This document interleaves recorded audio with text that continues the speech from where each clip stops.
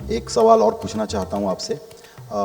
वो थोड़ा सा ट्रिक क्वेश्चन है। उसके पहले मुझे ये कहना है कि आप देश के बहुत कम उन प्रैग्मेटिक नेताओं में से हैं जिनको इज्म में नहीं बांधा जा सकता। आप इन अ वे लिबरल इकोनॉमिक पॉलिसी के वकील हैं, वकालत करते हैं। इन अ वे आप ग्लोबलिज्म के भी सपोर्टर हैं। भाषा के मामले में हम तो इन अ वे इस कार्यक्रम को करके स्वदेशी पहली बार हो रहे हैं। हम भी लिबरल हैं, हम भी ग्लोबलिस्ट हैं, लेकिन भाषा के मामले में हमको लगता है कि स्वदेशी होना चाहिए और विदेशियों को समझना चाहिए कि भारत में अगर अपॉर्चुनिटी है, और देश के लिए जो आपने कहा बड़े लोग हैं उनको भी समझना चाहिए। ये थोड़ी मैंने भूमिका इसलिए बांधी क्योंकि ये सवाल पूछने में मुझे थोड़ा डर भी लग रहा है आपसे। वो ये है कि आजकल पिछले कुछ महीनों से बहुत सारे देशी विदेशी ग्लोबल इन्वेस्टर्स पिछले 6-8 महीनों में करीबन 4 तकरीरें मैं ऐसे कार्यक्रमों में कर चुका हूँ। प्राइवेट मीटिंग्स होती हैं ये आउट ऑफ मीडिया, उसमें लोग आपके बारे में बहुत जानकारी मांग रहे हैं। ऐसा क्यों? मुझे तो पता नहीं है।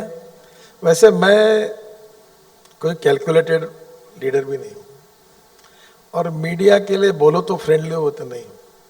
मुझे बहुत अलग अलग टाइप के लोग बोलते हैं, मिलते हैं।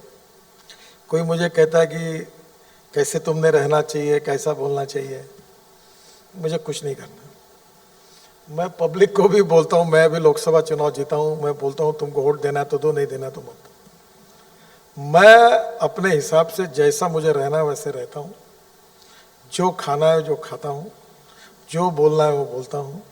जिसको देना है वो वोट दे, देने वाला की भला, नहीं देने वाला का भी भला। मैं कोई इतना ज़्यादा समझता भी नहीं हूँ। मैं अपना काम करते रहता हूँ। कभी कोई अच्छा कहता है, कोई बुरा कहता है। अच्छा कहता हो तो खुश नहीं होता, बुरा कहता तो नाराज नहीं होता। मुझे नहीं पता कि आपको क्यों लोग पूछ रहे हैं कि मेरा बायोडाटा क्या है। बाकी देखिए, द मैन, कोई भी व्यक्ति जो होता है वो उसका जो काम है उससे उसकी पहचान होती है। मैं इंजीनियर नहीं हूँ, और ये सच है कि मेरे बारे में मिसकंसेप्शन, लोग मुझे इंजीनियर समझते, डिपार्टमेंट के लोग भी मुझे इंजीनियर समझते। तो मुझे अभी एक बहुत अच्छी टेक्नोलॉजी है, ये जो बड़े बड़े ब्रिजेस बनते हैं या यहाँ जो बीम डालते हैं हम लोग, उसमें लोहा डालने के बजाय स्टील फाइबर और कंक्रीट में डालकर प्रीकास्ट करके डालेंगे तो कॉस्ट सेविंग होती है 30%। तो मैंने हमारे सब इंजीनियर को बुलाया और मैंने कहा ये अगर मजबूत है तो 30% आप करोड़ों रुपए के काम कर रहे, ये क्यों नहीं सेव करते आप? नहीं, वो इसके ऊपर ये होगा वो होगा। मैंने बोला जो करना होगा वो। कितना, मैंने आखिर में क्या कहा उनको, तुम सरकार में आए हो, तुमको रिसर्च करने के लिए टाइम नहीं, नई चीज को स्वीकारने की तैयारी नहीं, पुराने बाबा आजम के जमाने के कानून लगाए उस पर कायम बैठे हो, बदलने की इच्छा नहीं। क्योंकि बदलने के बाद अगर कुछ हुआ, अच्छा हुआ तो कोई कहता नहीं, बुरा हुआ तो जिम्मेदारी पकड़ो करके बोलता है, इसलिए आपको कुछ करना नहीं। मैंने बोला आप एक IIT को ले लो, आपके चॉइस के, 50 करोड़ दे दो और उसको बोलो हमारे डिपार्टमेंट का रिसर्च तुम करो। आपको ताज्जुब होगा, एक कलकत्ता में हमारा एक जो पोर्ट है हल्दिया, यहाँ एक चैनल थी।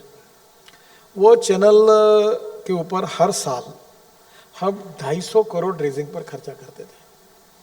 तो मुझे मेरा एक IIT इंजीनियर है, मेरा OSD है, बहुत होशियार है, वो इधर उधर बोलते, उसने कहा कि दूसरी चैनल बंद पड़ी है, वो किया तो हमारा ये 200 करोड़ साल के बचेंगे।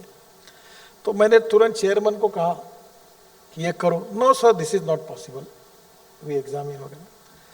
तो मैंने उनको कहा कि इसको कोई माल पानी मिलता होगा ड्रेसिंग में, इसलिए नहीं बोल रहा है।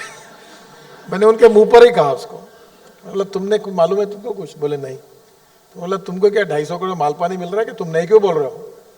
फिर मैंने IIT चेन्नई के हेड ऑफ डिपार्टमेंट को बुलाया और एक ऑस्ट्रेलियन कंसल्टेंट को काम पे लगाया। उनने कहा ये हो सकता है, हमने वो किया। अब आप बिलीव नहीं करोगे, हमारे 200 करोड़ रुपए साल के बच रहे हैं, 50 करोड़ में काम हुआ।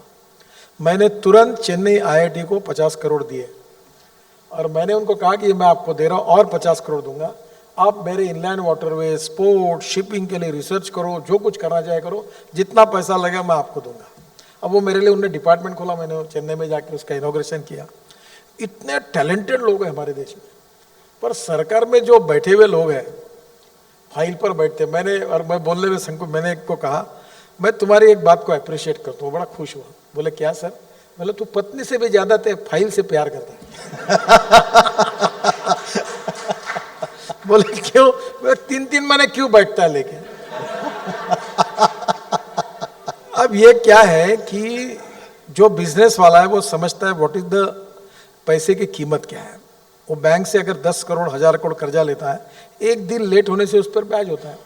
और जिसको 1 तारीख को तनख्वाह मिलता है वो कभी जिंदगी भर पैसे के मूल्य को समझ नहीं सकता। पर सरकार में धीरे धीरे इन सब बातों को करना, बदलना, उसको केवल क्रिटिसाइज करके नहीं होगा। It is the responsibility of the political leadership कि उसमें रिफॉर्म करके सुधारना।